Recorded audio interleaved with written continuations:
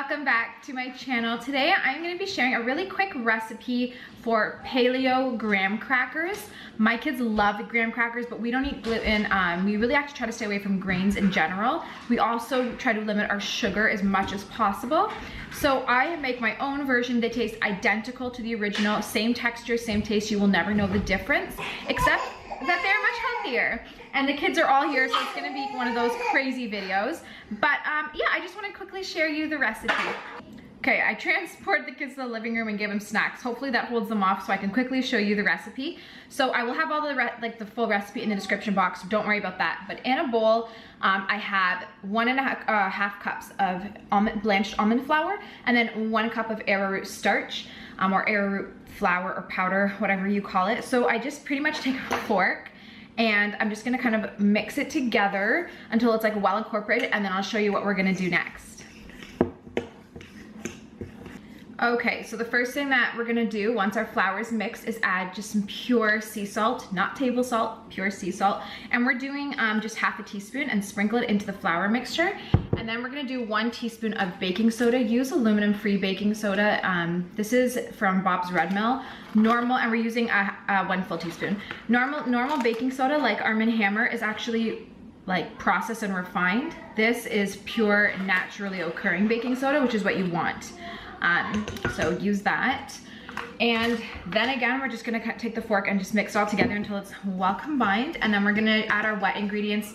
This recipe literally takes 30 seconds to whip together. If you're not talking, sorry, kids are fighting. It whips up really, really quick. So your kids can have graham crackers in like under half an hour. It's pretty sweet. All right, I had to go break up another fight. Boys. Anyways, so everything is well incorporated now, so I'm gonna add the wet ingredients. I also forgot to say, preheat your oven to 350 before you start this, because it's a pretty quick recipe, so you want your oven to get a head start. I'm gonna make a well in the center of the flour, just make a hole, and then we're gonna add our wet to that.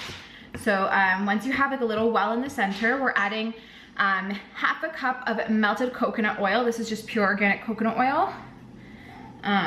If you have a Costco near you, the cheapest is from Costco. You get a really big tub. I think it's like 2.3 kilograms for like $30, I think, or $29 or something. So it's a really good deal.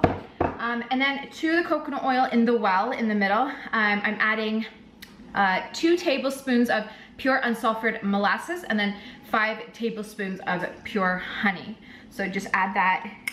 It's really sticky, but we're just gonna add it to the center. The molasses gives it the nice graham cracker color and the graham cracker taste. Oops, if you don't add the molasses, to me, it doesn't taste like a graham cracker. Just letting you know. Ignore the sounds in the background, that's the kids. So if you don't have the molasses and then you expect it to taste like a graham cracker, it won't. Definitely add the molasses, and you'll be pleased with the results. And brown sugar doesn't work in this case. You need the honey and you need the molasses. It's a very strong, distinct taste, and you need it, just trust me. But it's really good. So once that's in the center, we're just gonna basically mix the wet into the dry, and it's that simple, and then you're done. So incorporate it really well. It's gonna be like a kind of a crumbly, thick dough. I'll show you what it looks like when it's done, but that's okay because the coconut oil like kind of melts when there's heat. So when you put it on the baking sheet and then kind of roll it out or pat it out, it'll melt, and then it'll just be like a perfect texture. So don't worry, but yeah, you just gotta kind of work it in really good until it's well incorporated, and I'll show you what it looks like when it's done. All right guys, so I finished mixing it, and this is what it looks like. It looks really crumbly, but if you squish it together with your hands, it'll hold together. So that's what I want you to do right now. We're gonna kind of just like form it into a ball. And then I find the easiest thing to do, is take a piece of parchment paper, another piece, put it on the top, and then roll it out to like 1/4 inch thick. If you don't have a roller or don't want to do a roller, you can easily pat it with your hand. It's no problem, but it just takes a little bit longer. So I'm going to show you what it should look like when it's flattened, and then try to make it into like a rectangle or square so that you can cut them into, if you can cut it into like normal graham cracker pieces. And yeah, you're gonna be good to go. So I'm gonna pat mine out, and I'll show you what it looks like when it's there. All right guys, so this is what it looks like. It's Better hold the parchment. It's nice and flat now. I didn't make mine look super pretty because I like to cut off the edges and eat them myself because they're crispier. So I didn't really take the time to do that. But what we're gonna do next is take a pizza cutter or a knife or something, and we're gonna just roll out the graham cracker shape. So if you want like big rectangles, then that's what you roll out. If you want little squares, which is actually what I tend to do, I find that it's easier for the kids to snack on little squares, then do that. But final thing that you're gonna do once you're done rolling it out is poke holes into all the squares. If it's a big rectangle square, I would do 4 hole forks or fork holes.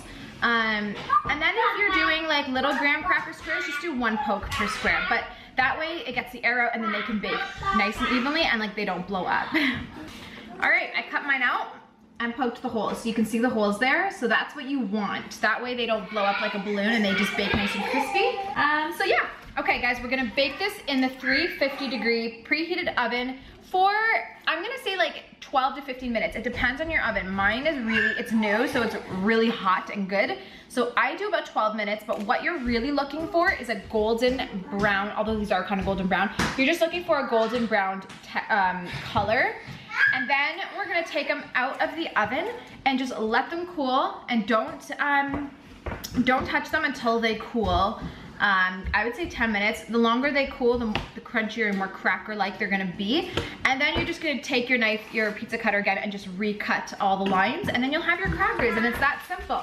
So I'm gonna go pop mine in the oven, and I'll show you what they look like when they're done.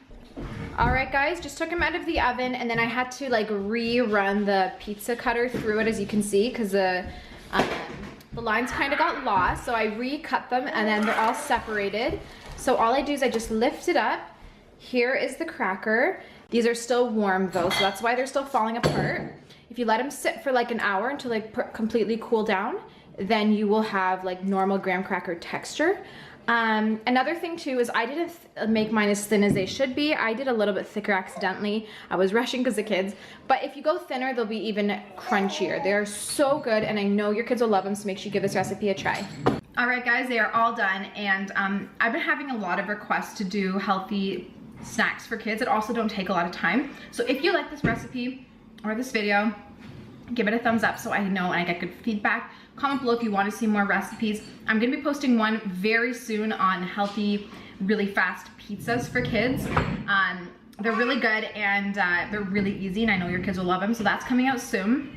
But I just want to show you these crackers one more time. So they're a little bit crunchier, and when you eat them, you'll hear a crunch. You'll hear a crunch when she's not yelling. But I don't know if you hear that. It's super crunchy. They're really good.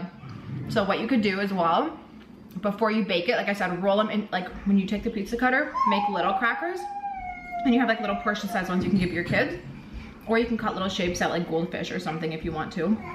But they're really good. It was really such an easy recipe. So if you liked it, please give it a thumbs up, and I will see you in my next video. Bye.